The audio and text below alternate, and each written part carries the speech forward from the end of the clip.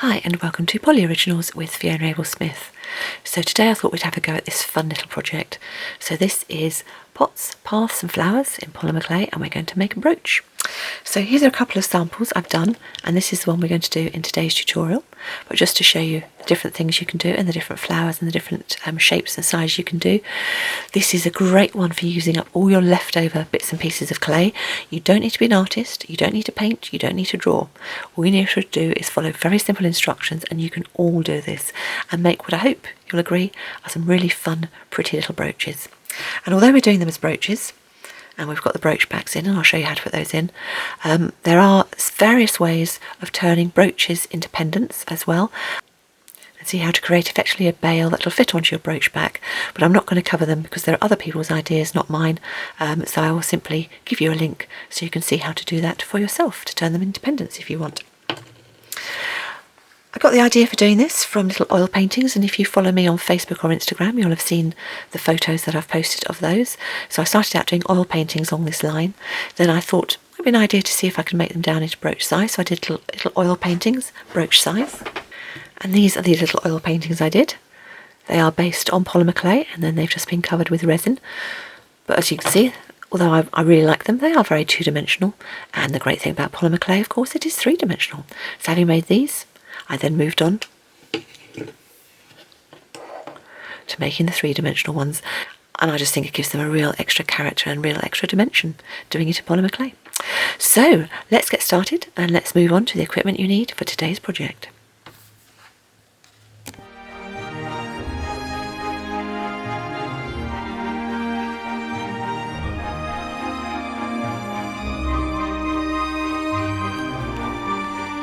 So equipment wise, there's not an awful lot you need other than the ordinary stuff for polymer clay. In fact, this is a project you can do with very little equipment at all. A tissue blade or a polymer clay blade, that's definitely needed for cutting small pieces, but again, not 100%, and you'll see why as we go through it, but it's always handy to have if you have got one.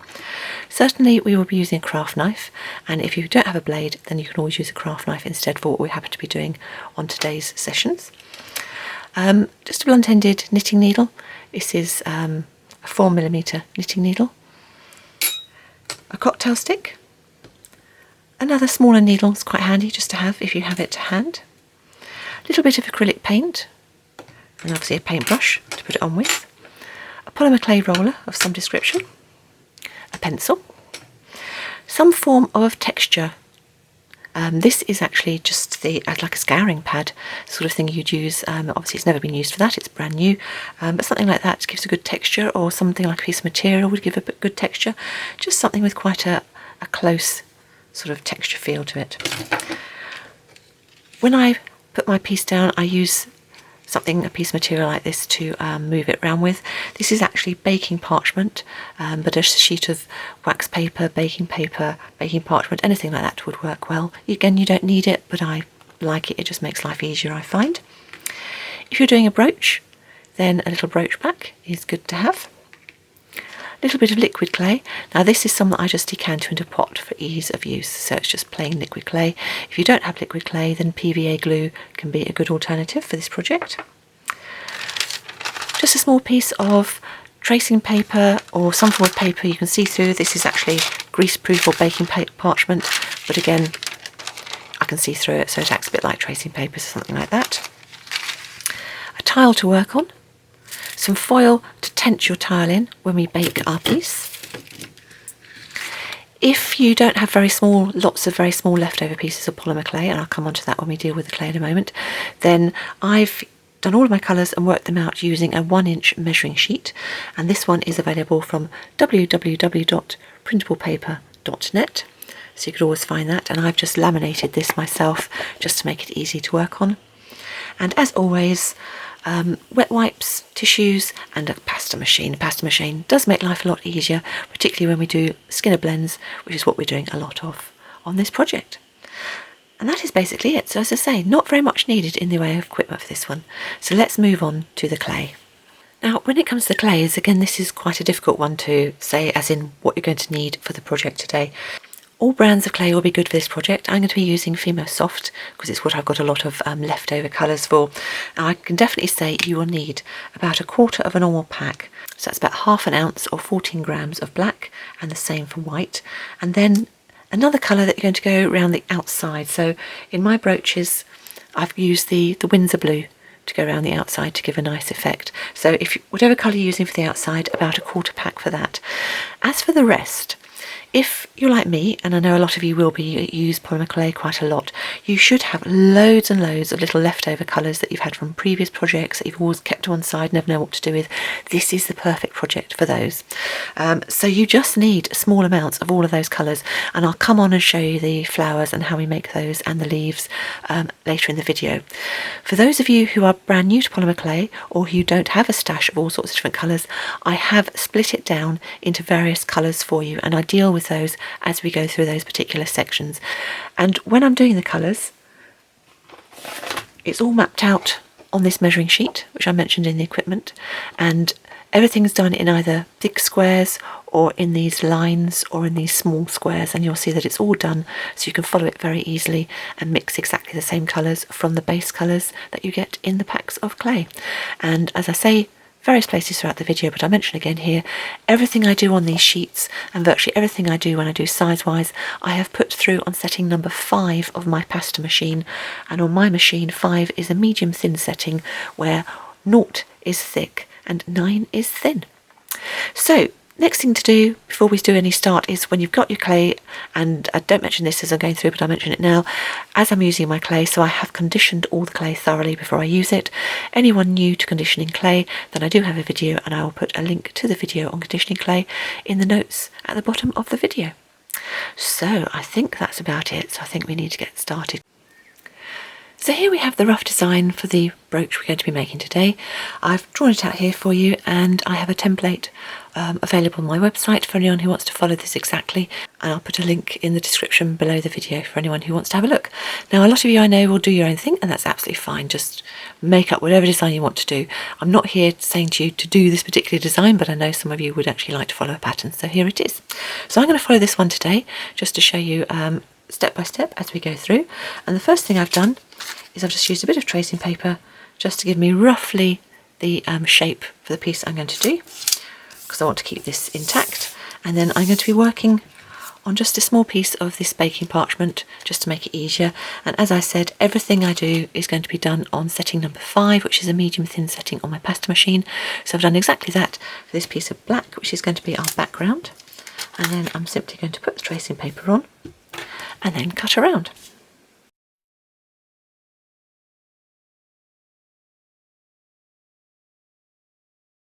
And that will now be the rough piece that we're going to make our design on, and I can neaten that up in a moment or two if I want to.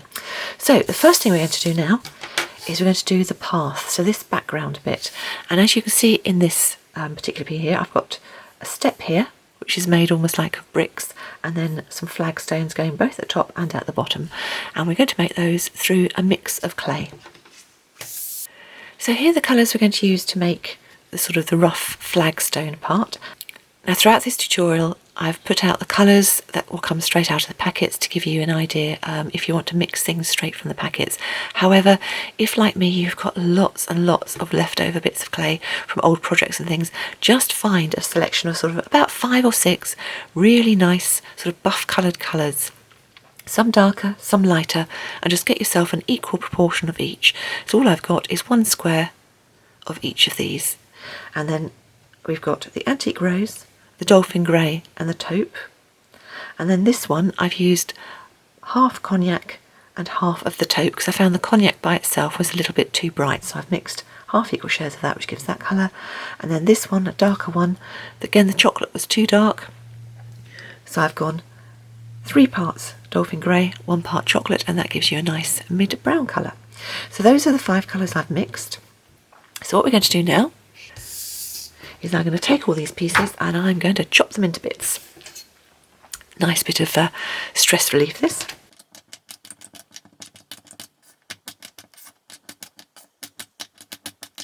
Now it doesn't have to be exact, just roughly chopping them up, and once you've chopped them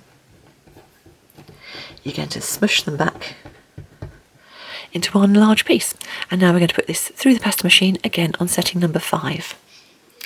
You should come out with a fairly long piece, and you can see the colours are starting to mix together, but they're much too big in all their pieces. So what we're going to do, we want small amounts of the colour.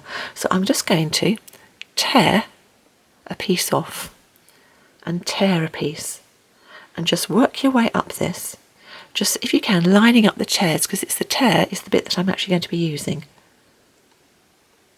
So I'm just nibbling my way up, small pieces, because it's the inside bit that will give us the nice colour mix with all these pieces. So you'll see there, we've got quite a nice mix there. So all I'm going to do is press down flat on those. So I've got the ends pressed down. And you can see how much more marbled it's gone already. Then we're going to do exactly the same. I'm going to put it back through the pasta machine that way, again on setting number 5. And you can already see how the colours are starting to mix. And I'm just going to carry on doing that and repeat until I've got a colour that you can still see bits of the other colours in, but they're not quite so obvious. So it's a more muted shade. A bit more like how you would have in outdoor flagstones. If you want, you can even sort of tear it right down the middle and open out both sides and put them together.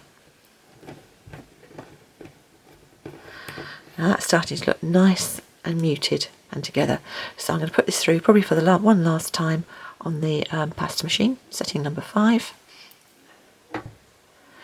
And that's lovely, because there's still a mix of colours, so you still will get those, but they're more or less all down into the nice colour. So that's our piece done for the bottom of the flagstones.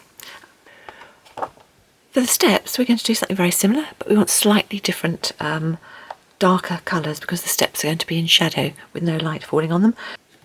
So the proportions I've gone for, just half a square wide, 1 chocolate, 2 of the lighter cognac, 3 of the taupe, 1 chocolate, 2 of the antique rose, 3 of the dolphin grey, 3 of the chocolate, 3 of the lighter coloured cognac, 1 of the chocolate, 1 of the lighter coloured cognac, 3 of the antique rose, and 3 of the chocolate and 3 of the lighter brown chocolate that we made at our initial thing. And that gives you a mix-up of these colours. And what I'm going to do with these is exactly the same as I did with the last lot. Chop them into pieces and then put them back together, put them through the pasta machine on setting number 5, start pulling them apart and then using the cut ends to press down, and that should give us a nice darker mix in the same way as the one did previously, and I'll bring you back when I've got that done. So there we are, there's our mix come together, and I'm quite happy with that. It's nicely done enough that the colours aren't going to show up too much, and when we put it with our other one you can see it is perceptibly darker. So going back to our design, we're going to start off by putting the brick mixture in the middle. So go to your pattern if you want to. I have actually sort of traced it in here, so I can just, with the back of a craft knife, just get myself a couple of little lines. So you see, just actually mark those lines in there. So having got my dry lines drawn, I know roughly the size I want to go to. So I'm just going to take my darker piece to start with.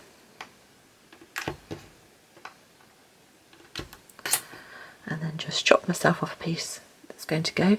And this piece I'm going to make sure is nice and level with the way I want the brooch to be orientated in the end.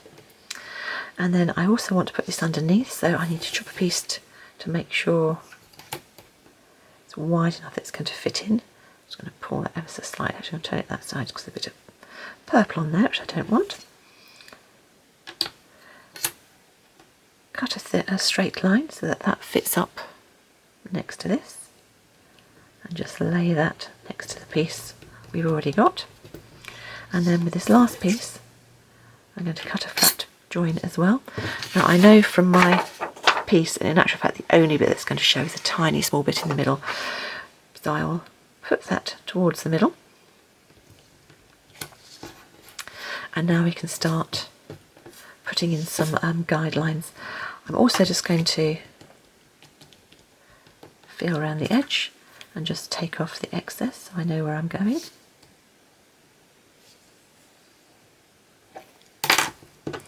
So I can see the design still. And now we will take a cocktail stick and we'll start to draw in our lines. So I'm going to start with the bricks in the middle. So what I'm going to do is I'm just going to draw with the cocktail stick a line where those two meet, same down below, and then one right down the middle. And then I'm going to start putting my bricks in where they would go, and then alternating top to bottom. And I know I'm going up to the edges and I don't really need to, but just for what we're doing I'm going to do that. And I also like mine, because this is sort of a fairly country scene, I then go back with the cocktail stick just to round off the edges of those bricks.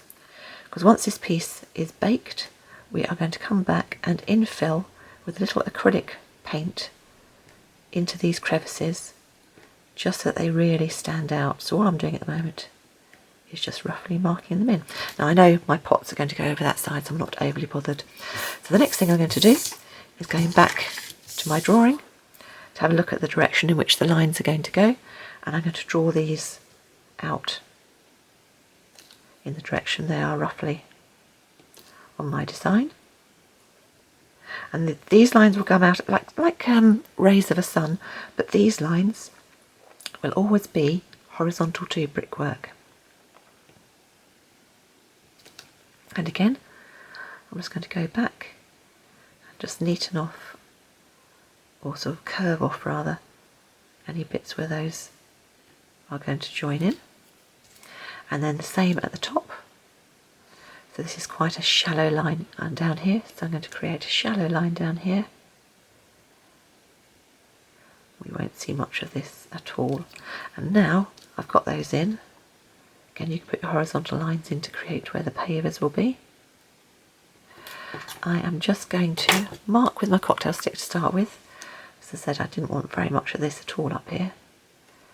So mark where I think the foliage is going to go. It should be something like that. And then I am going to take off, not cutting all the way through, just cutting this top layer, so that hopefully most of that we can pull off.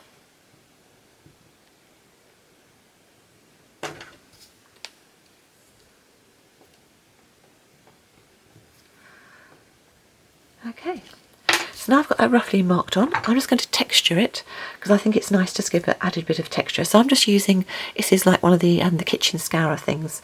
Because the colours here are quite dark, I'm not that bothered about this coming off onto the clay. If I was doing a very light colour here, then I wouldn't use something like this. I'd use another form of texture, but this works quite nicely. So I'm just going to press that in.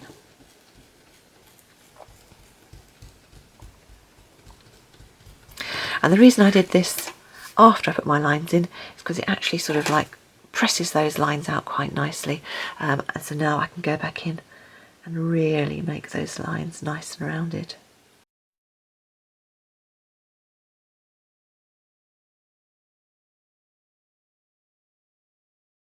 Once I'm happy with all my lines being nicely done, I'm just going to recut my shape just slightly, just to neaten off any edges. So what I'm doing is I'm just curving the tissue or the polymer clay blade slightly.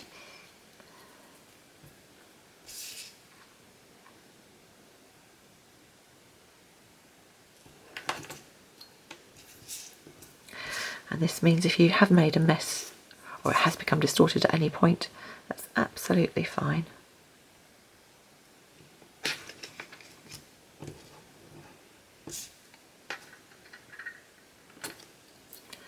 And the last thing I'm going to do is just very gently round off any corners, and that is now ready to sit on our tile. And because I've got it on this sheet of baking parchment, it should lift away very easily and simply.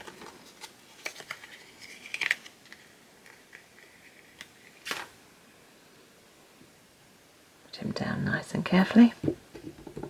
Make sure there's no air holes or air trapped underneath, and then with the blunt side of my tissue blade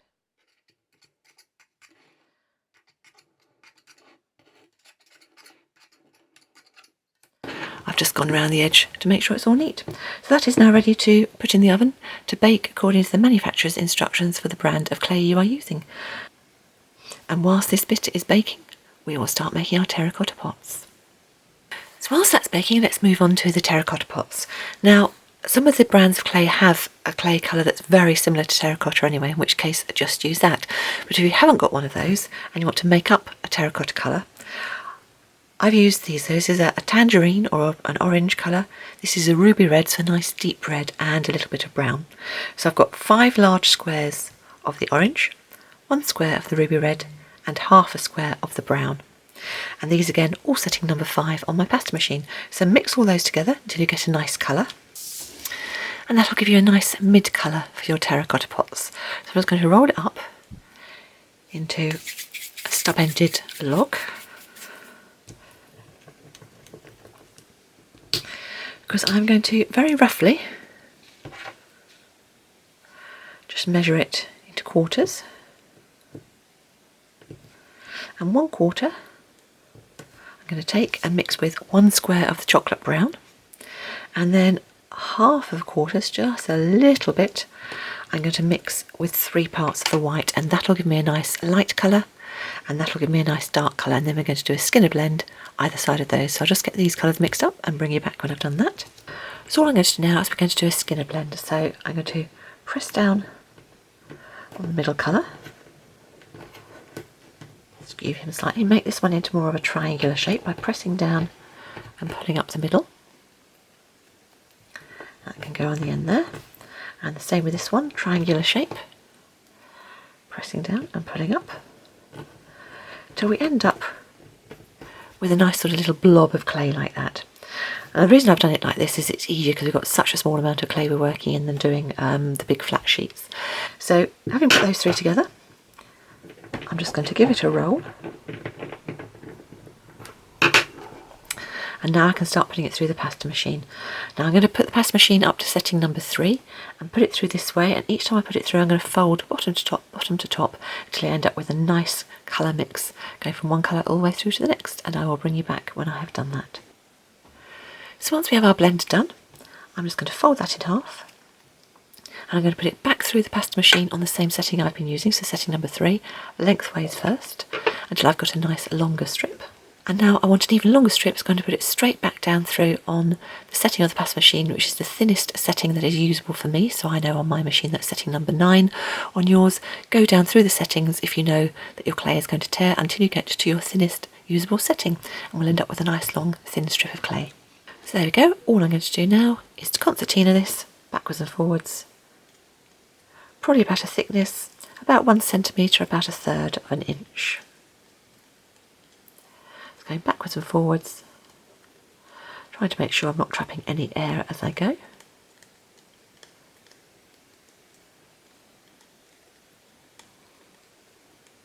So we get a nice plug of clay, and I'm just going to change that into more of a square shape, just so it's easier for what we're about to do.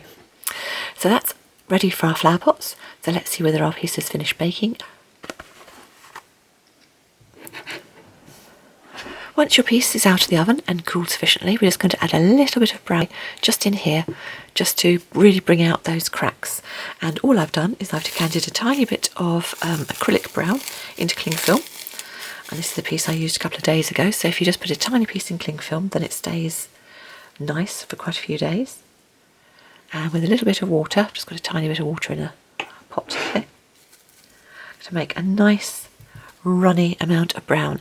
Now I have with me straight away a wet wipe, and as quick as I'm putting this on, I'm going to take off the excess with the wet wipe.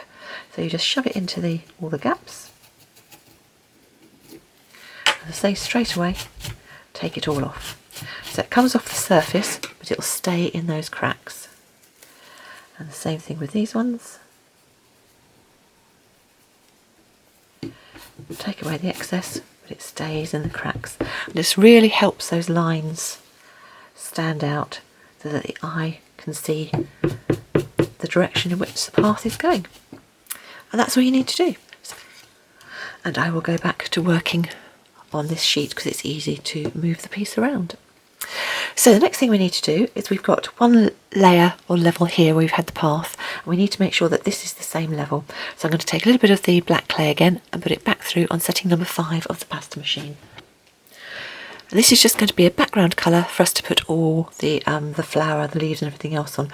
So I'm just going to take it and very gently, just to give myself an outline, just press around the outside of the piece. You should hopefully then be able to peel it off, and you can then see quite clearly where you need to cut.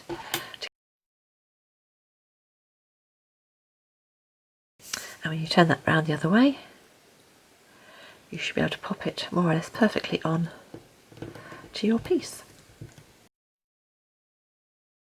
I'm not going to worry about neatening it up at the moment, because I'll do that later on when we've added all the leaves and everything else on.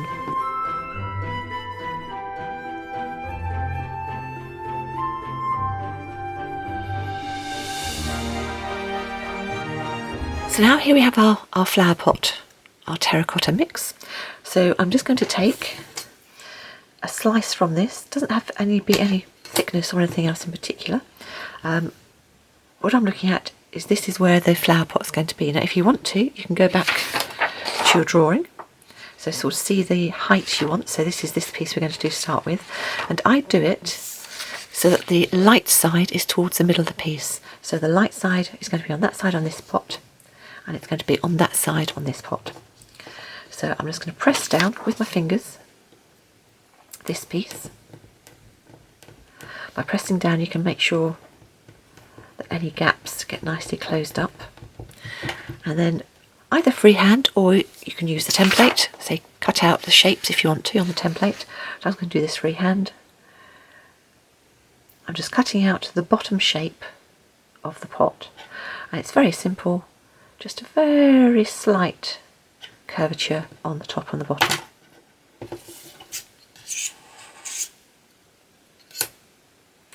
Now this is wider than I actually need,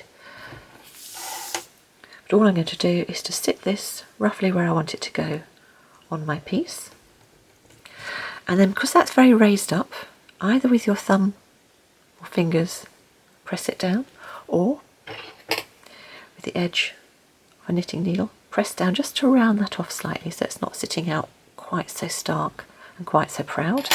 And I'm just going to trim off the edge. And what I've made sure is that the bottom of this is running horizontal with our bricks down the middle of the piece, so it's got a nice even line to it. Leave the top for the minute, but just take another slice and do the pot on this side. If you want a taller pot, then just make this taller. So obviously I'm looking from this side to this side. Same thing again, just take a slice. Turn it the right way you want it, because you'll find that as you press down with your finger, so this side gives a nice smooth mutation, whereas the other side goes slightly off. So always work on the side that you want it to be face upwards on. This one's going to be a slightly taller pot, so I'm with my finger just pressing it taller as we go. And same thing, just cutting off down the side, slight rounding off at the bottom, slight rounding off at the top.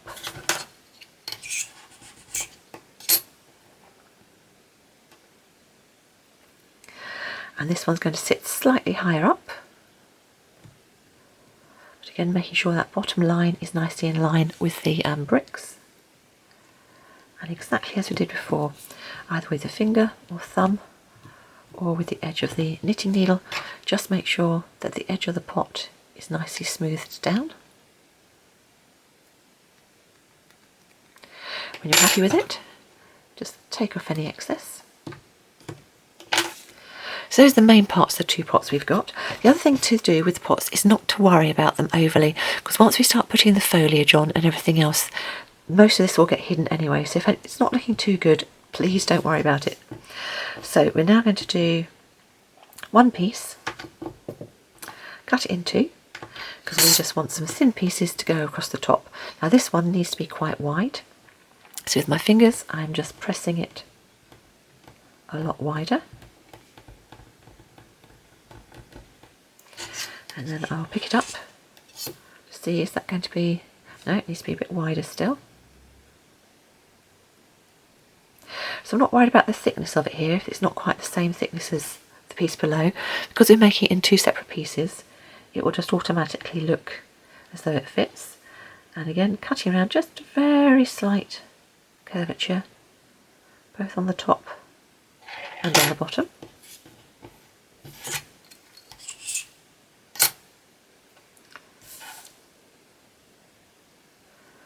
That sits just slightly proud. Put it over till he fits. So there's one pot on one side, and then we're going to do the same for this side.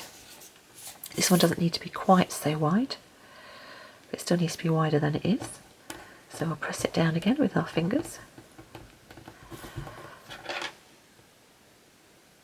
Again, slight curve.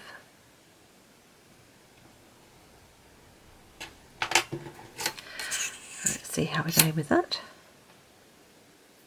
And again, same as with the actual bottom of the pots, don't worry about this overly much. Most of this is going to get covered with foliage anyway. So again, just slightly proud and press down. So there's the basic parts of our two pots. So just to create a little bit of depth and some shadows, with a cocktail stick, just run your line slightly deeper between the top and the bottom of the pots. Then find a bit of dark clay, tiny piece of the nice dark chocolate if you've got it, or something that's nice, a nice dark piece, and just roll with your finger, very, very tiny piece, and just spread it out. And it's quite alright if it's thin at one end and slightly wider at the other. Thin end goes towards the middle where there'll be less shadow, and the larger bit goes towards the outside, or towards, yes, the outside of the piece. And then exactly the same, but in reverse on the other side. So pop him in and then ping him off. And that just gives a little bit of shadow under the rim of the pot at the bottom.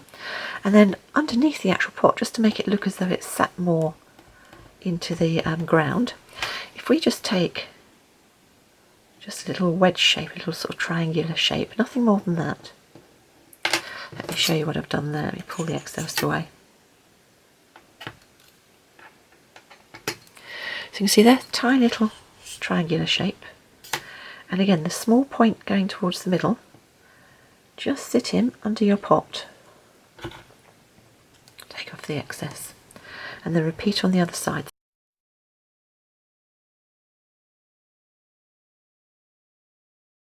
And it just adds a bit of shadow under the pots. Before we bed those in, go back to our texture sheet that we had and used on the path, and just press down in that so the shadow has the same texture.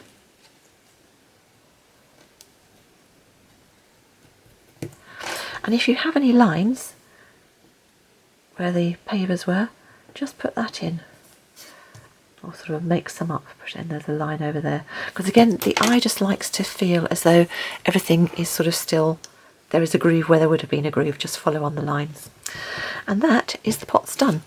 So nothing very much to those, and you should have enough left on your little cane here that you can make more pots if you want to. So add a couple more, you put more in front if you want to. I've just left it as the two, but add as many as you like.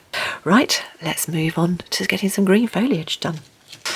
Now, if you're anything like me, you will have a whole box full of oddments, and I tend to keep mine in colour coordinated bits. So these are all my greens, lots of lovely greens. And we are going to just need 6 or 7 Skinner blends worth of different colour greens. So if you've got a box like this of old bits and pieces, just pick out a dark, a medium, a light, just small bits of each, and start to put them together. So that could be one, have sort of like green, another green, and a light green, and just literally pick out pieces and get yourself some nice Skinner blends going. And when I was sorting out or doing a few pieces, this is the colours that I used when I actually took clays from my box, one of my little green boxes. This is a selection of the Skinner blends I had when I was doing my mock-ups to see whether or not this tutorial would work. Rather than using them straight from the packet, it gives you a much more natural selection of greens when you pick pieces out of your scrap box, if you happen to have any. So if you have, I really would recommend doing that. You don't need a lot. About this amount, or these amounts of each one is all you need. You don't use an awful lot in what we're doing and the techniques we're doing. However, if you don't have lots of old scrap bits of your own, then you'll need to make some Skinner blends from scratch. So what I've done here is I've put together a whole mix of colours for you. So in each of our colours we want a Skinner blend. So we want a dark, a medium and a light version.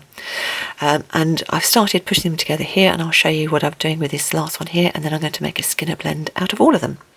So if I run through you what we've got, as I said, I'm working Fimo Soft, so I have got the emerald green, the forest green, olive green and apple green. So those are my 4 base colours, and as you can see I'm doing 7 skinner blends. For the lights I've used a lemon yellow, the sunflower yellow and white, and for the darks I've used either a Windsor blue or a chocolate, and then I've just sort of done a mix of them. So you can see here these are 2 parts, or 2 of the big squares. These are 3/4 of a square each, and these are 1 square and then a little quarter of the square, and you can see there how I've put them all together to create our mixes. So I've just come up with a solution that will give us a nice mix of greens as we go through, and exactly the same as I've done with the terracotta pots. All I've done with them is put them together, just rolled them up, just up-ended sausages, and then this is the middle piece. This is going to go sort of on the diagonal, and then as before the end pieces you want in a slightly triangular shape, so press down and pull up sides, and the same with this one. So press down, pull up sides to end up with a sort of very rough triangular shape, and that's going to go on that side. And now we are going to have our 7 blends, and I'm going to, each one of these I'm going to put through as a skinner blend, and I will bring you back when I've done that and got them all done. So there we go, all my colours done in the skinner blends, and this last one, all I did to get to this shape was when I'd got my blend finished, fold it in half and then put it back through the pasta machine on the same setting I was using, which happened to be setting number 3. And what I was doing, I was keeping them all right pushed up to one end of the pasta machine so they didn't go too distorted or get too wide, so it's quite a nice thickness or width I was working to, probably about, say, 2.5 inches, probably about 7 centimetres, something like that. So I'm just going to put that one back through. So there you can see all of our nice selection of blends. Now I've done them all at once because this is a tutorial and I wanted to show you what colour blends you get, but I would recommend when you're doing it at home only do one at a time, because you want to sort of get on and start playing and start adding things into your little brooch design rather than do all this hard work and do all the skinner blends at once. However, just to show you, they're all going to go into this situation, and then with each one of these, same as you did with the terracotta pot one, I'm going to put them all through on the thinnest usable setting on my pasta machine, which is setting number 9, put a long ways in, and then we're going to concertina them all up into little blocks. So I will, just for me, do all of these now, so I've got them all ready to do as I'm doing the tutorial, but as I say, when you're doing it at home, just do it one at a time, as and when you need it. So there we go, those are all mine done, and because I've all done all mine at once, I'm going to start working through the brooch back, working on the basis that this is going to be my geraniums or pelargoniums, and so for these I'm going to use this leaf, and this box is it's going to have quite a pinky thing, and I think I'll do probably that leaf. So I'm going to put those 2 to one side, and if I've got this one over here, then I want to have something quite different in the background, so I'm going to go for something that's bright and with a brown base as opposed to the blue base. So we'll start with this one and do some leaves for going in the background here.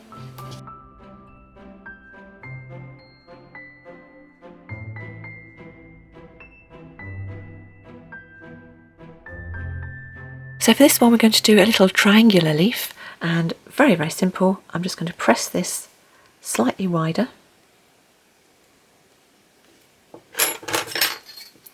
and then with my blade drop it into and put the 2 bits together, and that's about as complicated as we're going to get for the leaf canes today. Having done that, I'm going to push that into a triangular shape. So I've got one of the points, can you see, they're one of the long bits of the dark along the top, and then I'm going to start making this smaller but in a triangular shape. Now I know from experience I need very, very little to do this, so I'm actually going to take off about that much, put that piece to one side. In fact, I'll put it back on my board to show me which one I did with which colours. So that's gone back next to all my Skinner blends. So that's the very rough leaf shape, but now I want to make it really, really small. So I'll start by doing it on my work surface. And then when it starts getting very small, I'll actually pick it up and just do it in my fingers.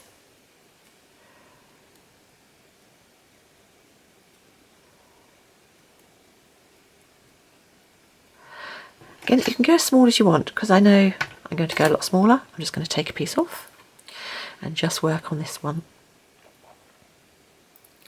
And I'm just going to go backwards and forwards, just pinching down and making it smaller as I go.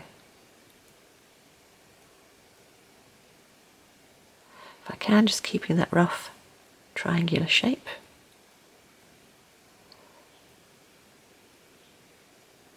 Just pressing in with my fingers along two edges and rotating it each time as I go. And the great thing about doing flowers and leaves is you don't have to be exact. This cane can be a different shape all the way along if I want it to be. It can be different sizes, because every leaf of course can be a different size. But I'm just going for something that's really quite small. You see, it doesn't take long to come down.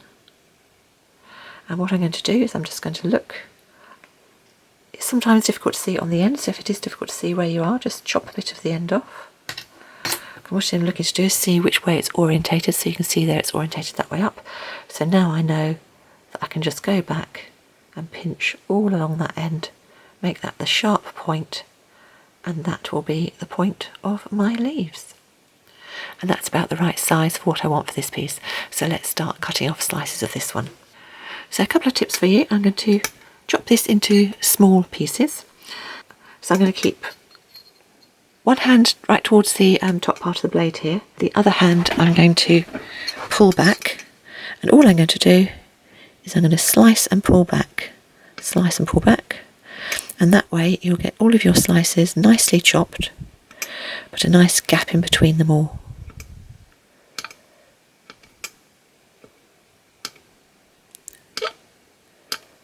Doesn't matter if some of them come out as half slices,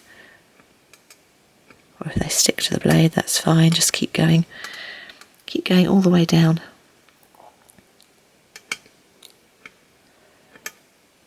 And you've got a lovely load of small slices.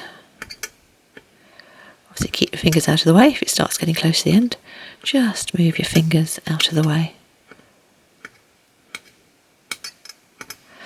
Okay, now I know that when I do this, most of that bit there is going to be covered over with the plant that's going in here.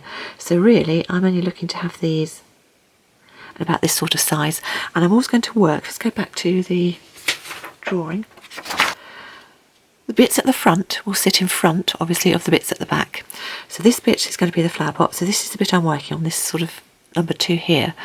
So these 3 will sit very much at the back, and then anything that's below them and coming towards the path will be done after them. So we can layer our pieces up. And what we're going to do is we're going to do these back 3 pieces, and then we're going to go to some of the flower colours and put some of the flowers on. Once they're on, we're then going to do this one, because the flowers will go over the top and the leaves will go over the top. And then when that's done, we'll work on these 2 pots, and then we'll finally work on this bit last, right at the front. All you should need to do, particularly with your pieces having now been nicely lined up, is to start from the bottom, and we're going to start from the bottom of our piece and work our way back up. And just put these on fairly randomly. Some will go one way, some will go another. And don't forget to leave some of that black background as well showing. You want quite a random shape, but I'm starting with the bottom here and working my way up. And I am going to put some over the space which will be taken up by what's in this flower pot, simply because it will look good if there are any gaps to be able to see this in the background. And just keep adding these on. If you say you've got little half shapes, that's fine.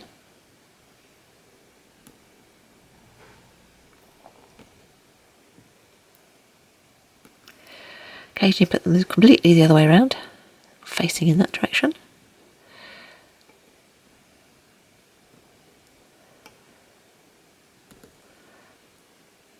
because we've got this black background, that just looks as though it's a nice bit of shadow through any bit where we don't actually add the leaves on.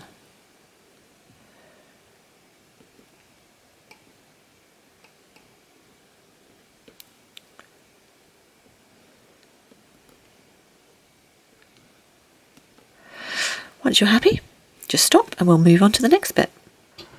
So our next bit's going to be something that's around here. And for that we want a different colour. So I'm going to go for this very sagey one. So for this one, all I'm going to do is just create a round cane. Just chop off a little bit because we're not going to need very much at all.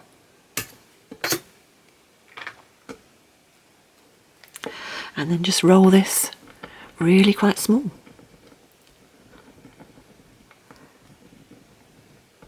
I'm only going to roll one end because say we don't need very much, so keep this one large.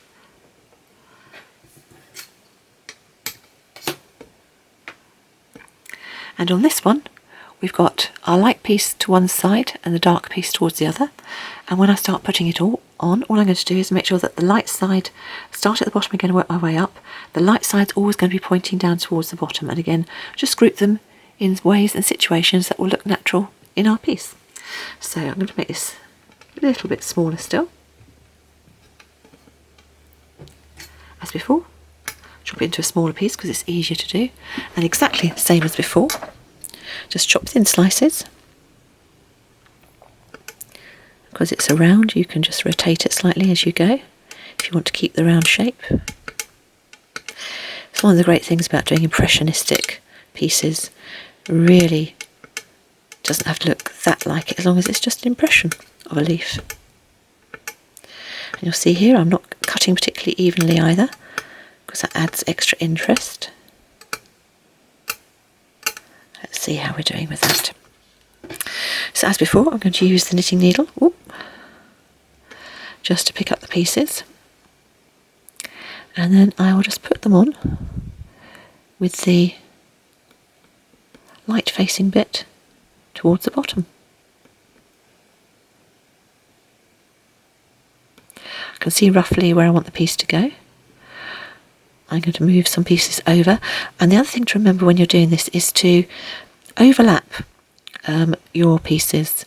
So I will get another couple of these triangular leaves back in a second and put some of them in this place, and I will use these to overlap into another place as well, because that happens when you look at the garden or you look at any flower bed or anything else. Things overlap, they don't all stay precisely in their places. Branches sort of move out and go from one place to another. Again, I'm leaving bits of black to show through because that's the shadow behind.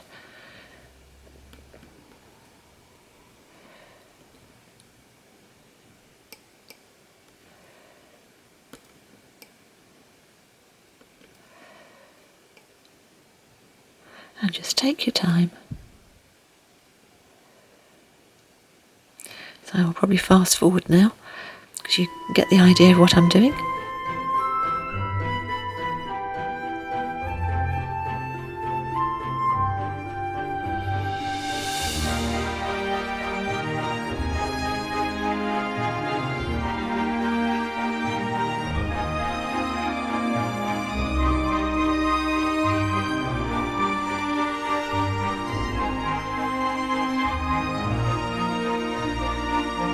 Okay, so I think he's now done. As you can see there, I went right up to and sort of slightly over the edge.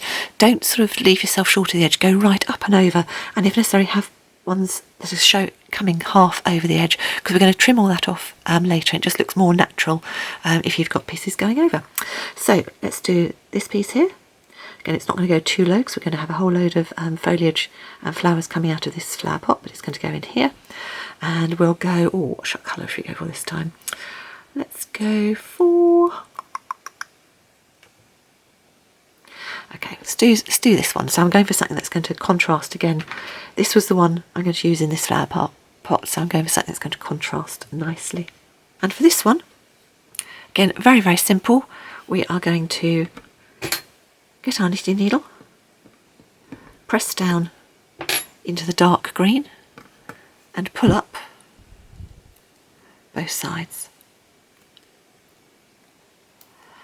and then create a triangle like this. So just a single thing with the dark in the middle, so slightly different to how we had last time, but the same as we did last time. I'm going to take a tiny piece and then I'm going to reduce this into a very, very small triangular shape. The other thing I'm going to do when I do this is I'm going to create the triangle that way up, so the light bit is the point and the dark is the flat. Okay, so once I've got it to a really small size, I will bring you back and we'll put the next lot on. So as before, this one's gone down to a triangular format, we'll say with the dark in the middle and then the light on the outside. So exactly the same as before, I'm just going to chop some thin slices.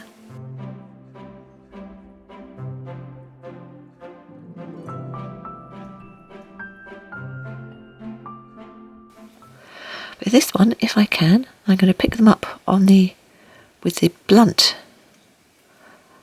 side of my craft knife going into the dark area. And then when I put them down, I can pull back.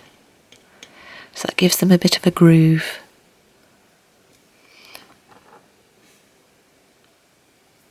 In putting them on. As before, always trying to do it so that the light part of the leaf is going towards the front or towards the bottom, down this way.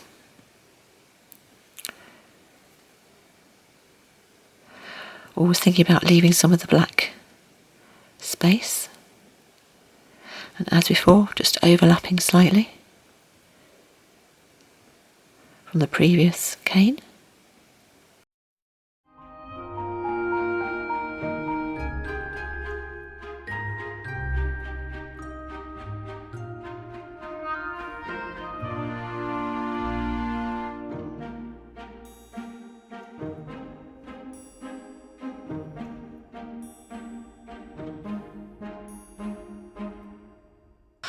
Okay, as before, say overlapping, might have just put a little one just down in there as well. So there's our 3 pieces done across the back. So what we need to do now is to get some flowers. Now again, for the flowers, I have a whole range of colours, leftover bits and pieces of my clays. So again, for me, when I was doing it, I didn't go direct from the packets. I got all sorts of leftover bits and pieces and made flowers out of those. But also, as before, I know a lot of you either don't want to or can't do that. So here are some colour combinations I've put together. Now in the front of my pots, I'm going to have, on the 2 pots, I'm going to have the geraniums or pelargoniums, whatever you want to call them. And for these are the colours I've mixed up. So again, I'm all, as before, all on setting number 5 on the pasta machine. So I've got 3 lines of tangerine and 1 of the ruby red, which gives a really nice sort of that sort of salmony, deep salmon geranium colour. For the light colour, in these I want 3 different tones of the colour. So I've gone for 3 parts of a square for white, 3 small little squares of orange and 1 small square of ruby, and that gives that colour. And then for the dark, 1 line of the orange, 2 lines of the ruby and 1 line of Windsor blue, and that gives you a nice colour combination. So we'll use those for the geraniums at the end. For the other pot, we're going to do a very, very simple cane. Again, it's not really cane work, it's more or less just putting colours together, but we're going to have that in a pot. And for these colours, what I've got here, I've got the what Fiona call the purple, and then this is the royal violet, this is the lavender, and then we've got white, and again the what they call the purple.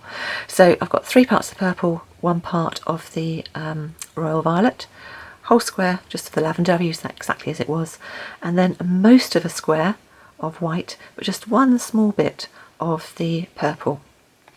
Other colour combinations that we'll use, the little flowers at the front, at the front of the bed at the back, we're just going to use plain white and then some sunflower yellow, so just small amounts of those. We are going to do a fun little cane, this little swirly cane, and for that we're going to use 4 colours, and we've got various shades sort of across the purple. So we've got here the lavender, we've got the purple, we've got the royal violet, and we've got the plum. These are the colours in Fimo Soft. However, I would call this, the lavender shade, a sort of a deep pink shade, a nice mauvey shade and a purple shade. So we have got 1 whole square of white, half a square of the lavender to give us a nice shade, and we want slightly more of the lighter colour in this than the others. Whole square then of each of those 3 colours, and that's going to give us that, which we will do in just a second. Sometimes flowers have different colour centres, particularly with a nice little dark point right in the middle. So for this one, we have got lavender, the royal violet and white. We've got Pacific blue and the royal violet again, and then just white, and then a little bit of Windsor blue, just for that tiny little plug in the middle. So this we've got half a square of the big squares of the lavender, just 1 line each of the royal violet and the white, and for this one half a square each of the royal violet and the Pacific, then half a square of the white and a quarter square of the Windsor blue. For the lavender that's going to be right at the front of the piece, we have got the plum, and then a mixture. That lavender to me was a little bit too red. I wanted mine slightly bluer. So I've got half a square of the lavender, then not quite a half a square of the white, but a little bit of the Pacific blue in, and that gives a nice sort of lavendery feel. And that's going to be right at the front of the piece, so I'll come to that a bit later. But towards the back, and this is one we're going to start with, we are going to have a blue in 2 shades. But again, most of the blues you'll see in flowers in real life, it's not a true blue, it's a slight purpley tinge to a blue, and when they come straight out of the packets, again the blues are just too blue. So I've gone here for 3/4 of a square of the Pacific, a little bit, this is actually raspberry, but if you haven't got any raspberry and you wanted to use the purple instead, that would be absolutely fine, and white, and that just gives a slightly, just not quite as true a blue, slightly purple blue, which gives a nice shade. And then a light version, 3/4 of a big square of white, and then tiny 1 small square only of the again raspberry, and then 3 sort of the Pacific blue. But again, mix those about if you want to. And then we've got a little turquoise colour coming, but again I find the peppermint in Fimo straight out of the packets just a bit too bold a colour, so I've added 3/4 of a big square of the peppermint, and then half a line of the Pacific blue and the white, and then same thing with this one, again 1 line of the peppermint. Most of the rest is white, apart from 1 tiny little blue bit of Pacific. And I've already mixed up the colours here to show you how they will go. But to say, if you have got leftovers, then just use your leftovers. It's much easier and much quicker. So we are going to start with one of the ones at the back.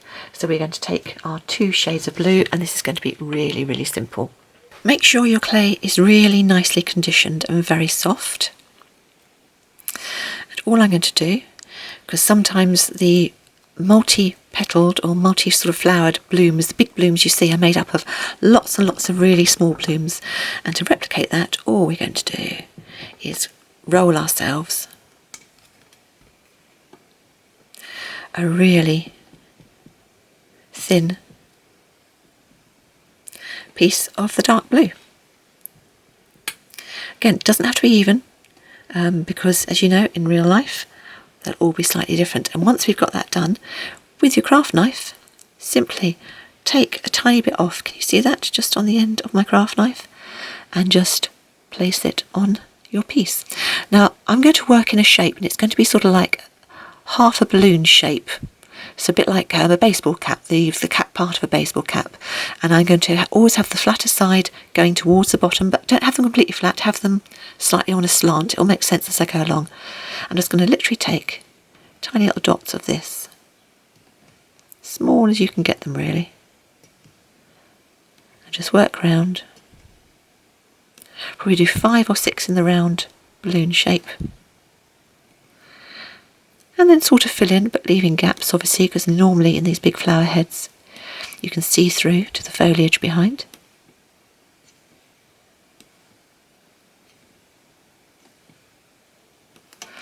Okay, so you can see I've got one there, sort of baseball cap shape with a slightly flatter bit towards the bottom.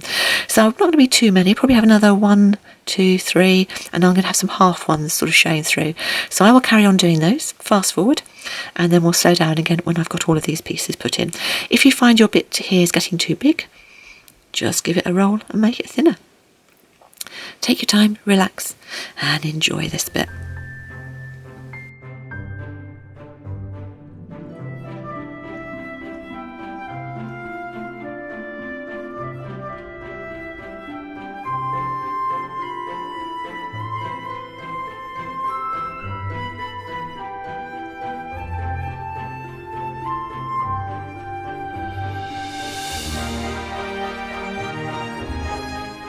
Okay, I think that'll do. As you can see, I've actually slightly overlapped some of them, and again that happens a lot when you start putting flowers together. If you want a realistic look, although I know we're going impressionistic, but if you want it to be a realistic impressionistic look, the flowers will overlap each other, so don't always have them sitting proud by themselves. The more you overlap, the more realistic it will look, and we'll go on to that more as we move into the other flowers. So having done the dark blue, we're going to do exactly the same now with the light blue, but not as many, and only towards the top of the plant, or the bloom rather, because that will give us a little bit of a highlight and show us where the sun might be hitting if it's a nice sunny day, and the sun will be hitting on the tops of those blooms. If you can possibly, this needs to be slightly smaller because it's going to sit on top of some of our blue bits. Don't worry if your clay breaks up, that's usually a sign that you're getting nice and thin. And if your bit starts to fold, just roll in one direction only. And once you've got a nice thin piece. Now some of you might have extruders. If you've got an extruder, then you give yourself a head start by putting some of this clay through an extruder, but do make sure it's really nice and soft. And all I'm going to do is I'm going to go over and just add tiny little highlights on the top of the blooms I've just put on.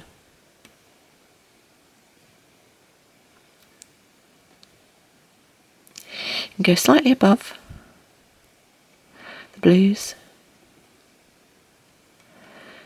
and come slightly down towards the middle if you want, and leave it there, and then just repeat on all the other blooms.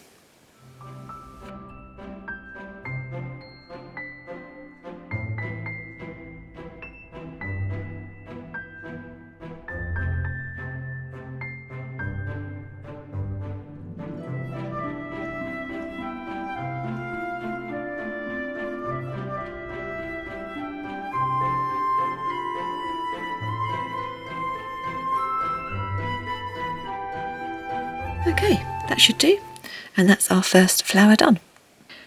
So for our next flower, we're just going to take all these colours along here. So I'm just going to pull these off, and we're going to start with the darkest one. That's going to be in the middle.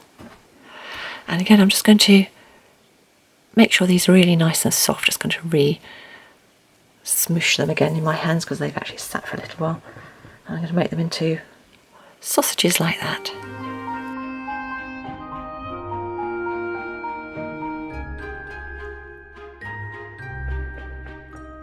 I'm just going to flatten these slightly. I think one of the reasons I'm not using the pasta machine is because I want this to be uneven, because again it's a natural thing. So I'm just going to put these together so that they're overlapped. You can see that, so all overlapped. And then I'm going to start just rolling up from the middle purple and rolling over where you've got that overlapped bit. So we're going to end up with a nice bit of white or light colour, which probably isn't going to go the whole way around, but it gives us a really nice swell, but not even. And then all we've got to do is reduce this down. Don't worry about the ends becoming distorted because we only need such a small amount of this. That's the great thing about doing these sort of flower pictures. You use hardly any clay. You can sort of see a nice sort of swirly pattern. And I'm going to take this, which is smaller still, and as before I'm just going to chop a piece off because we don't need that much. Put that to one side.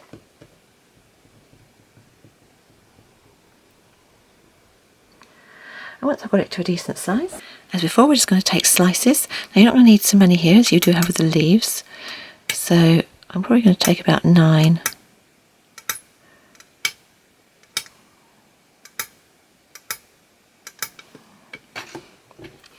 And then with my knitting needle, I'm going to just push them in and give them a good swirl and a bit of a push out. And by doing that, and by making sure that the light piece, again, is towards the bottom, you get a feeling of a nice big sort of bloomy type flower from a very, very simple cane. So press in and just push out slightly. And as I said before, don't forget to overlap. There's a little one there, so push him in, a little sort of bud in between the others. Because so many times when you get flowers, they're on the end of a stem and they're all bunched together. So just replicate that in what you're doing. Now, I'm aware where I'm putting these here, they're probably going to get covered over, but that's fine. Put some more on the top here. You can always add some more in. So let's put another one here. And don't forget that bit I said about overlapping and putting them sort of elsewhere. So let's put one right over here as if he's in amongst these blooms. He's sort of crept over into there. So yes, that's about all we need for that. So now let's do some blooms on this side as well. So we do our last third bit on the background, and then we can come back and do the middle part under here. Now for this side, I'm going to use the turquoise because it's going to be a nice combination to this really bright geranium colour we're going to have down here. And I'm going to do single flowers, but we're going to do this in the same way as we did this colour, but just make these slightly bigger. So start with the darker colour, as before, as always. Make sure it's nicely softened up. Just take a very small bit and just roll that into a small log again, but this time slightly bigger than it was when you did the darker blue. And for these, as before, with your craft knife, just take a bit and just smush it into the background. Again, think about where you're placing them, so you can have several together, but these are individual flowers, so although you might have 3 or 4 together, they won't all be together in the same place on the plant.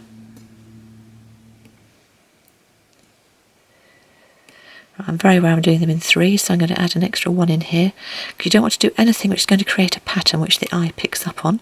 But as before, let's sneak a little one over here, and let's sneak one right in the middle over there, so it looks as though the flowers are intermingling. And then just a little bit of highlight as before, exactly the same, but this time we're going to be smaller. So it's not going to cover the whole flower, it'll just be a little bit of highlight in there.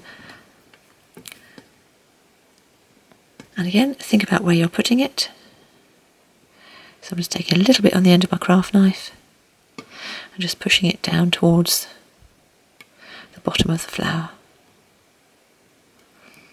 Or what we're suggesting is a flower. Because really it's just a little blob of clay. But it's amazing how quickly just small blobs of clay, the brain perceives them and picks them out. It's actually being flowers. And then the last thing I'm going to do is with my cocktail stick, a nice point on the cocktail stick, I'm just going to create a little point in the middle, because that gives them like a centre. And that's why it's great to have that nice soft layer of black underneath, because you can really push things in. So we're starting to get on quite nicely, so let's do the flower that's going to be in the middle of this background here. Now for this one I'm going to use this one, and for this, same as we did with this sagey green one at the background, I'm just going to make into a round circle, a round cane, just by pressing it slightly more round, giving it a roll. But this one we're going to go very, very small with. I want very small leaves, so I'm just going to reduce this down until it's probably not far off the size we used for the blue in the background there.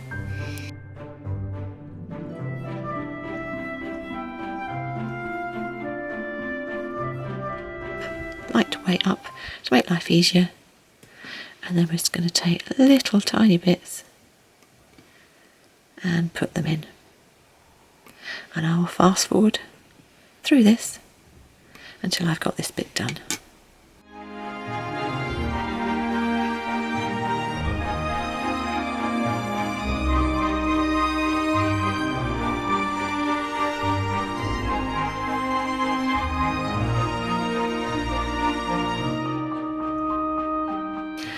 Once all the leaves are finished, we're going to create a very simple bullseye cane with these 2 colours. Just take your little piece of yellow, roll it up, and then we're going to spread the white so that it fits around the outside. And again, not going to use the pasta machine, because the more uneven the more natural looking it's going to be. So our yellow there is just encased in the white, and then as before we're just going to cut this, roll this down really small.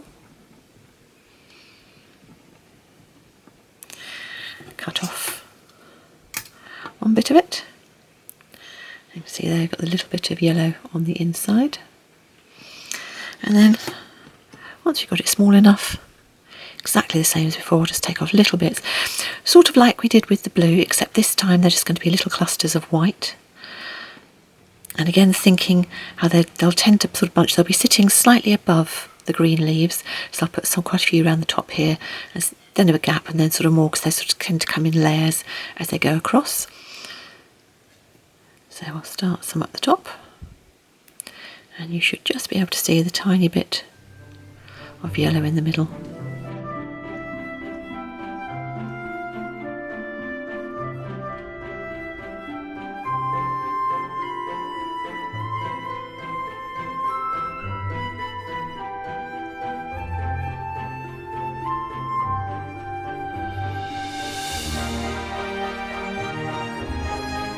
Again, once you're happy, just with a cocktail stick, just going to go around, create little dots in the middle of all of them.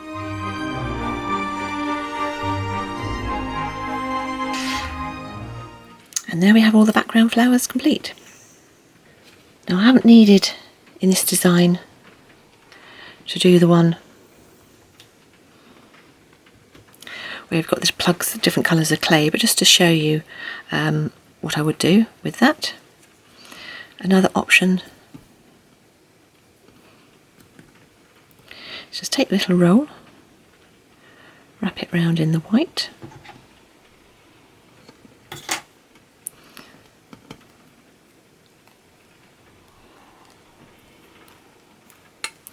just putting that the right size roughly, so we'll wrap it round in the purple, and then we'll make this even thinner so that it should go all the way around now the outside of the purple. I'm just alternating where the joins are, pull off the excess, and when we reduce this one down,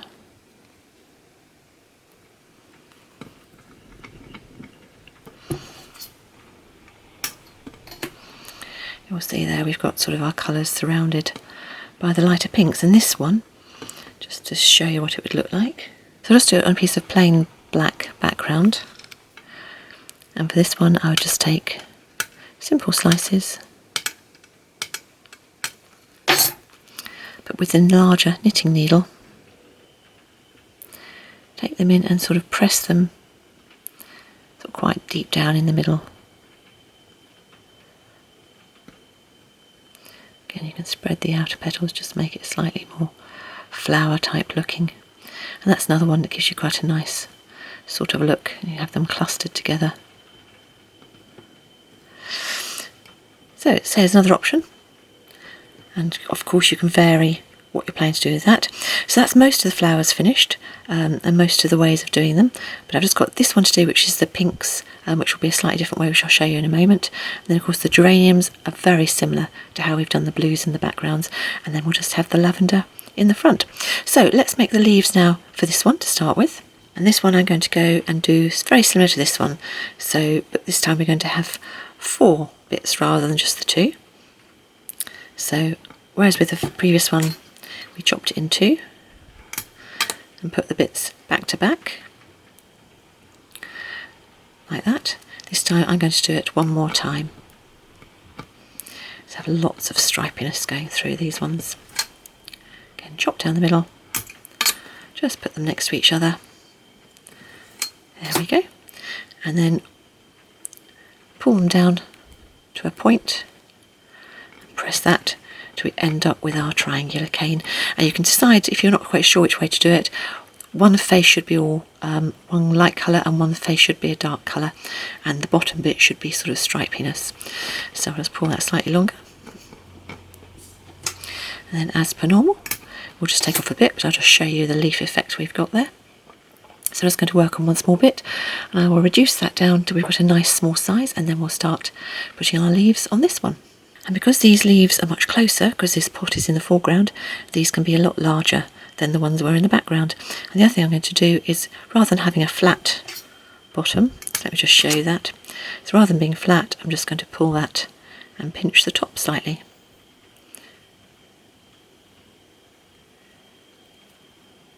So now we've got a point at both the top and the bottom. And as before, we will just take slices and then start adding the slices onto our pot.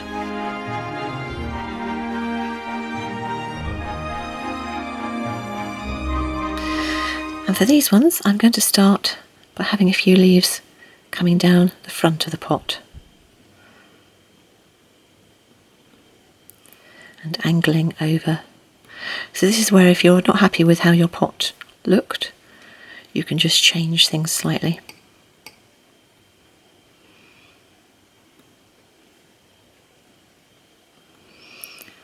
And then probably just another smaller one coming down here.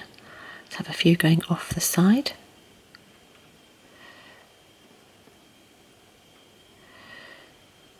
One along the top.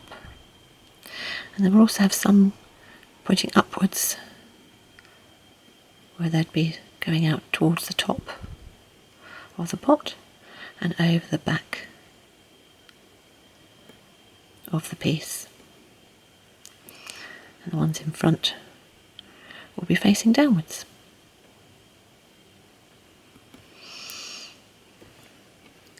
I might even have, just going to take one of the pieces here, and I'm just going to chop a flat line so that this can sit as if it's showing out of the back or around the side of the pot. I actually might have another one doing the same, just coming from underneath the lip. So just think about having them coming from the side and underneath as well, just to add slightly extra. Okay, so let's get the flowers done for this one, and this is going to be the pink one. So we are going to get our 3 colours, and as before, just roll them up, make sure they're nice and soft, and roll them into logs. And this time we're going to do the logs quite long and thin, and all the same length.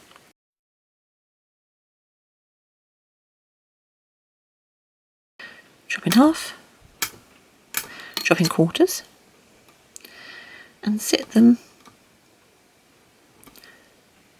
slightly down. So can you see there we've got 3 small ones to the top, and then the middle ones, and then the bottom ones. Roll that into a log, and as before, chop into 4.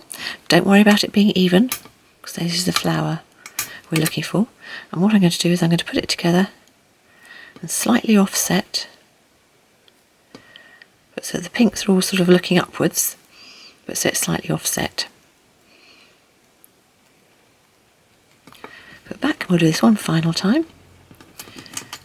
So in half, in quarters, and you can see they are starting to get a nice sort of movement, and always do it so that lighter pink is towards the top. And now we should be able to push these together to create a nice sort of cane where you've got the deep, darker bit towards the bottom. So you see I've actually pinched in the bottom there. And then we're just going to roll that in a round to start with. So I can show you there. So that's the look you're going for. So give it a round just to make it smaller, because it's easier to do that.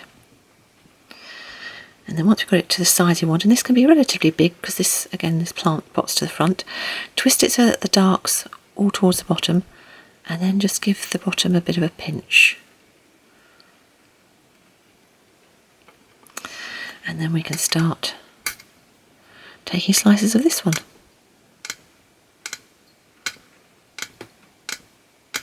We're not going to need too many.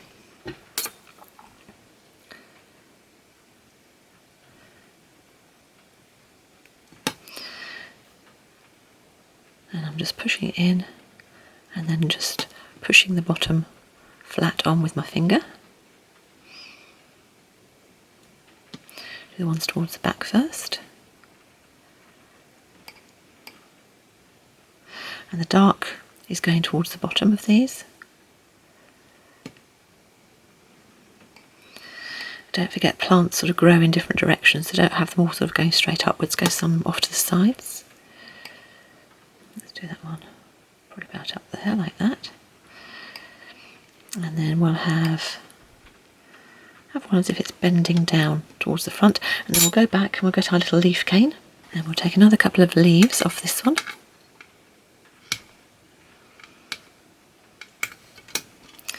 And then we'll have these going over the flowers, so it really looks as though the flowers are growing out from in between the leaves. Just one more, just to cover over the bottoms of these. So we're coming on. So the next thing to do is our geraniums. Now this is a fun leaf to do, because with geraniums or pelargoniums, most of the time the light coloured clay goes all the way around the outside of the leaf and the dark's in the middle. So to do this, we're going to do similar to how we did with this leaf here. And we are going to take our knitting needle and press down and push the dark down into the middle. But we are then going to take off a little bit of the dark, because we don't want quite so much dark, and we're going to pull that lighter green around the outside. Okay, so it's like created a loop around it. We can now reduce this down, although it doesn't want to be that much smaller because geranium leaves are quite big, and think about the size they are in relation to the pot. So probably that's not far off. Let me have a look. I'm just going to chop one to see. Yep, that's not far off. So chop yourself several slices. Again, you can see I wasn't too worried about them being even. And then I'm going to press them with my finger. This is why it doesn't matter if they're even or not, because it will spread some out more than others. And then with your knitting needle, just push in around the outside, just to create a slightly fluted edge. It's not much, but again it just tricks the eye into thinking, oh yes, those are leaves with crinkly edges, a bit like geraniums.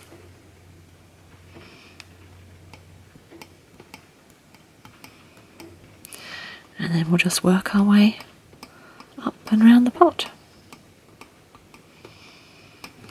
So you should try to just get them up with your tissue blade.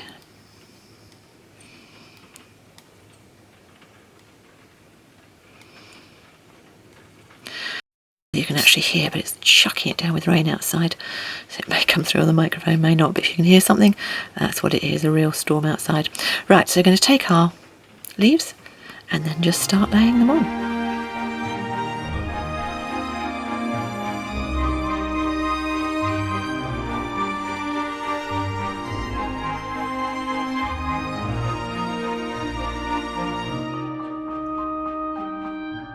And once you're happy, you have enough leaves, then we can start on the geraniums themselves. And as before, with the blue ones at the back there, all I'm going to do is just condition the clay, make sure it's nice and soft, and then roll it into very small, thin sausages, and then take off little pieces. Starting with the main colour first, then we'll add some darkness at the base of them. And then we'll finish with the highlights around the top. And the thing to remember with geraniums, or say pelargoniums, is that they tend to sit sort of quite proud, so quite often above the foliage. So wherever you've got a leaf, they can sort of sit in all these gaps above, but they'll sometimes sort of fall slightly down, so you can have them sort of here, but they won't trail much actually down, unless of course you've got trailing ones, in which case make yours trail down. So I'm going to put most of them up around here. So let's get ourselves a nice long thin piece of this.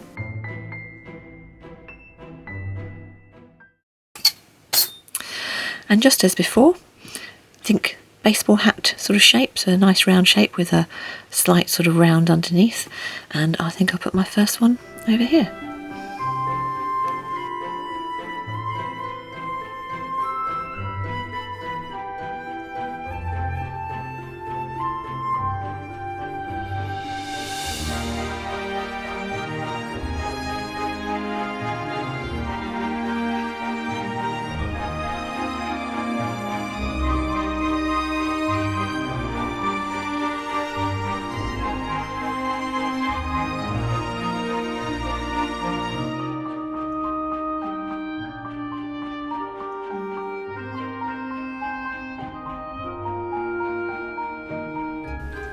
Sometimes it's just nice to think it might just be a couple of little buds just starting to come up. Let's have one just sort of coming out just under this leaf, might be sort of going to come out. Don't want them too evenly spaced. I'm just thinking behind this leaf here, you might just see the top of one in the background. Okay, when you're happy, get the darker colour, and again, as thin as you can get or as small as you can roll, just a very small piece, and you're just going to add just a few pieces on the underneath, so the bits that wouldn't be catching any sun.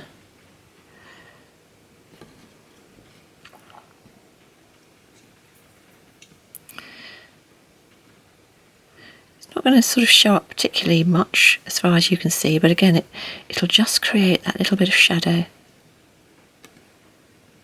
Just add just an extra dimension.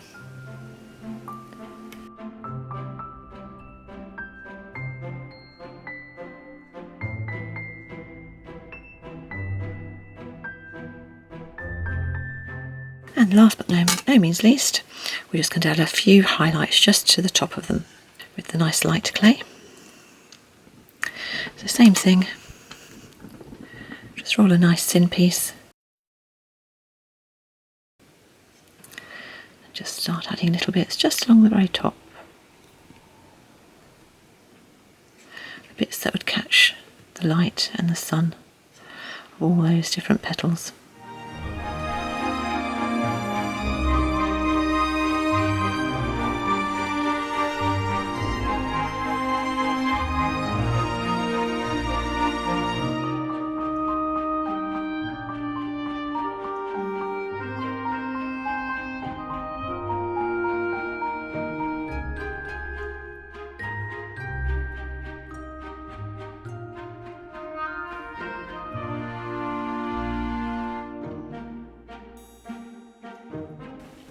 And when you're done, the last thing to do is we're going to do a little bit down the bottom here. Okay, for some reason the camera stopped filming when I started doing the bottom of the design, which is very annoying, but luckily it's not something that I haven't already shown you. But just to show you the last leaf I did, all I did was I took our Skinner blend. So if I do it with the leftover bit from this Skinner blend, so all I did was take the Skinner blend with the green, chop down, put the two dark bits towards the inside, so the two dark bits are together, and then pinched either end to make effectively a square, or obviously a diamond, but then if you go along either side it creates more of a square. And then I reduced that down until it was really quite small in size, and having got it to the size I wanted, I chopped through to see where the line was and then pressed along the middle and then pointed both ends to create some really quite thin leaves. And then the lavender, I've only done the dark colour so far. That was as expected, taking a little roll of the purple, so the deeper colour to start with. Exactly the same as we've done for loads of the flowers so far, making a small roll, but this time thinking about doing things in arches, so little curves. So starting from the furthest point out, and then just taking, they don't have to actually touch, just coming down to create a bit of a curve. Some of them do so they stop when they get to the leaves, so it's as if they're coming up. So some of them stop when it gets to the leaves as if it's coming up from behind them. Other ones do in the other direction, so just do it curving as it comes round. Add more curving if you want to. Sort of like question marks going in reverse, and this one you could bring all the way down to the front. So that is all I've done in our piece here so far. You can see I've got the various curves.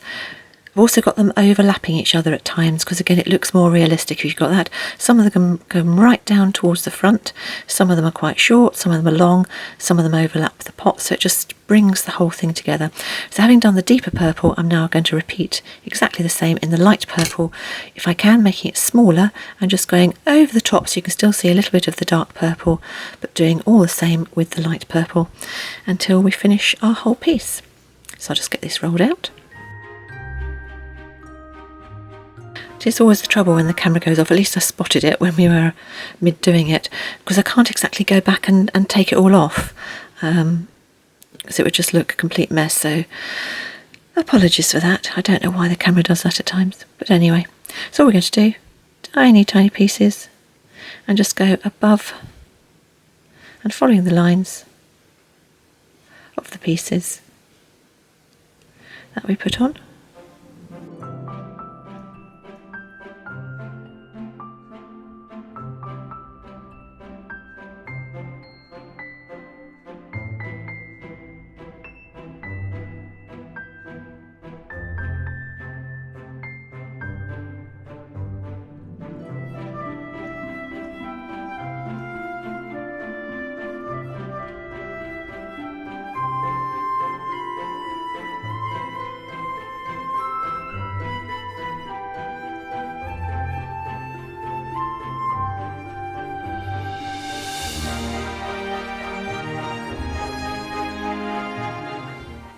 Okay, once your piece is all done and it's ready to be baked, we just need to trim off the edges.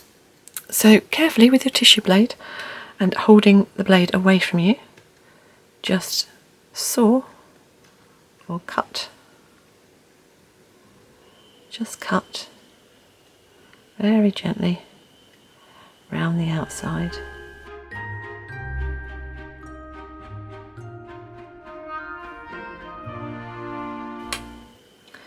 Once that's all done and you're happy with it, just place on your tile, tent in foil as before, and we'll come back to finish the piece off once we're baked. So here's our piece, fresh out of the oven, nicely cooled off. If you want to leave it as it is and just put a brooch back on the back, that's fine. I'm going to cover mine and do a little bit of a border around the edge just to give us a nice neat finish. The first thing I want to do is to make a note of which direction my lines go in. When I put the brooch back on, I want to put it so it's nicely horizontal and lining up with the line of my bricks here. That way, if I ever want to change it from a brooch into a necklace or a pendant, I can. So I'm just going to, first thing I'm going to do, get a little bit of tracing paper, big enough so you've got lines going around the outside, and I'm with a pencil just going to go around the outside.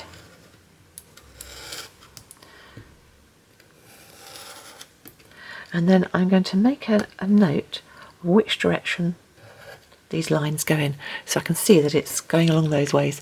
I'll just get a ruler, neaten it up.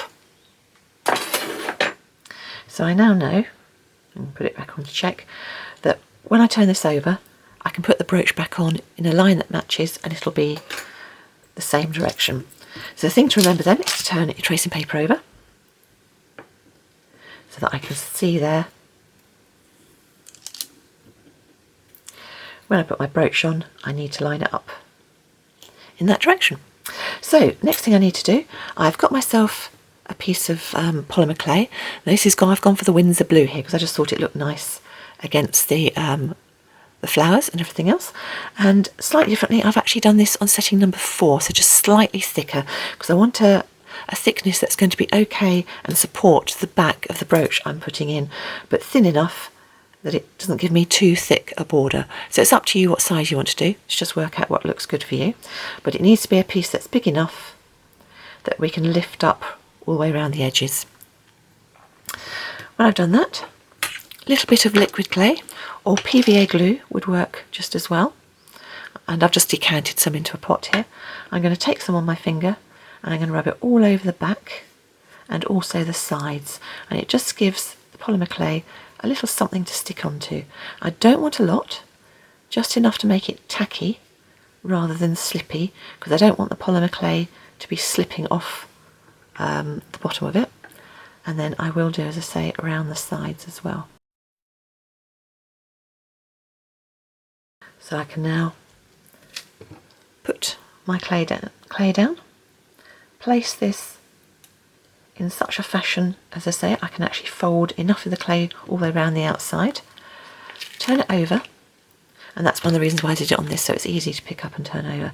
And I'm just going to brush from the middle outwards to make sure I've got no air trapped underneath, under that clay. And you can also start to see there where the outside is, and then very gently start to fold the clay over the sides.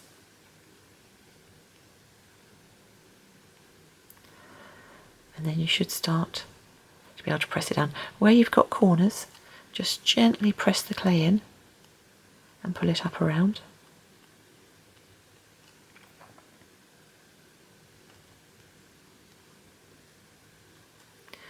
And take your time, work all the way around the sides. And what you're looking to do is to pull it all the way up and over. Now, as I've mentioned in tutorials I've done before, I know this is a widely used technique. I've seen it in lots of other places online, and I know lots of people use it. As far as I'm concerned, the first person who showed me this technique was Donna Cato, so I've always considered it a Donna Cato technique. But I don't know who first did it. And then with a craft knife, I'm just going to go around. It's going to be slightly bobbly because obviously you've got different layers, and I would recommend doing a bit at a time and pulling it off. Do another bit and then pull the excess off. And I'm not trying to be too neat just at the moment because I'm going to put the brooch back on the underneath, so this will change slightly, but you just need to get the excess off so that it doesn't stick to all the little pieces of clay you've got on the top. So we can go back and neaten it up a little bit later. Now we can get the reverse side of our tracing paper. Put it down so I can see it clearly. So now I can clearly see, as I say, where I need that brooch to be. So I'm going to put it about there, and I'm running it parallel to the line on my piece of tracing paper. So now I can just cut out a little rectangle.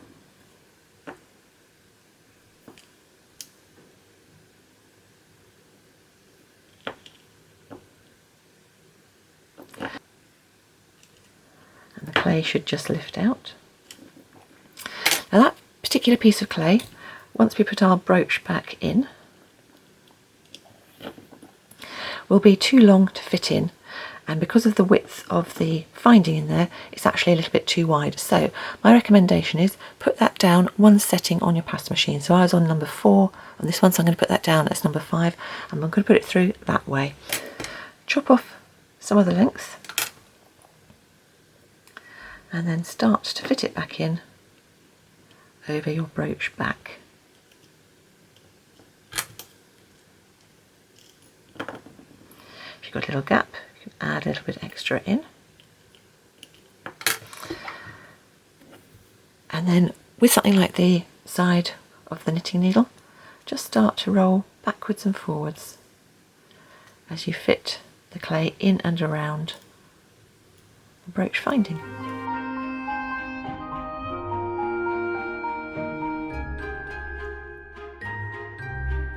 Make sure that all your pieces move, that this part of the brooch finding fits, and also press down to create that groove where the pin sticks in when it's going to be closed, so you're not putting extra pressure on it by having the extra height of the clay underneath. And now we're going to texture it. So I'm going to use the same texture as we used on the paths on the front, but you can use whatever you want to.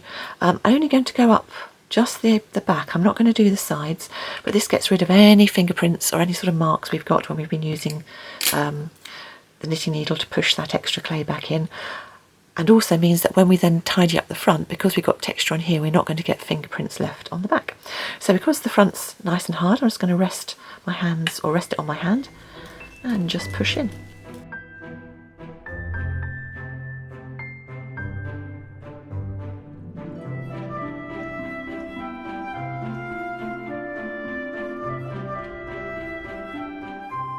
So there we go, nice bit of texture all done. So all I'm going to do now is finish off the front and look very carefully at the piece, make sure all these sides are nicely in and around. And then I'm just going to very carefully, with my craft knife, just have a look and see if I need to take any excess off.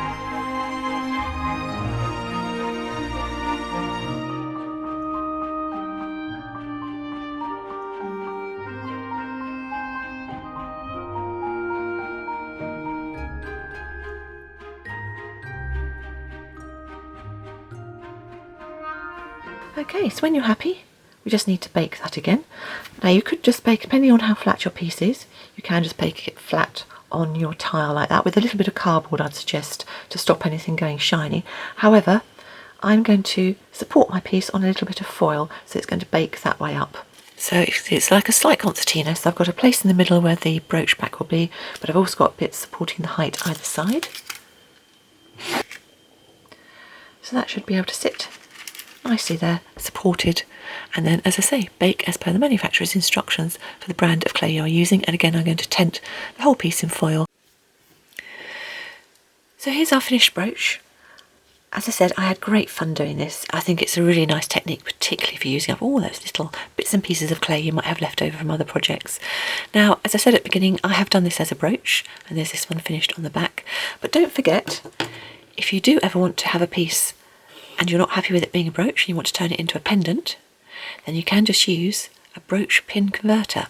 Now, this design is done by Bettina Velka, and I've never redone or done anything similar, because why change something when it works so perfectly?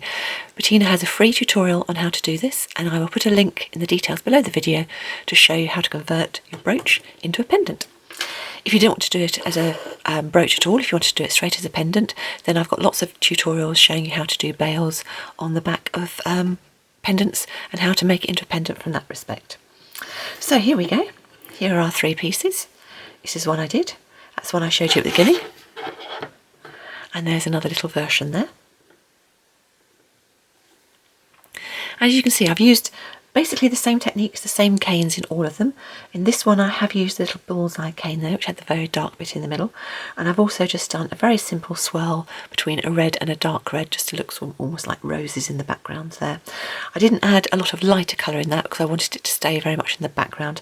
I didn't want it to jar out against the brighter colours, which, as you see, I tend to have towards the middle of the brooch, and certainly the flowers in the front.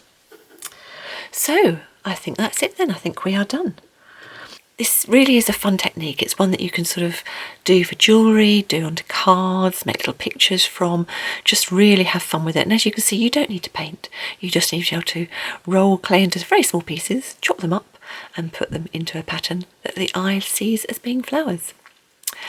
As always, thank you so much for watching, and for those of you who subscribe or comment, an extra special thank you, because I really do appreciate when people do that.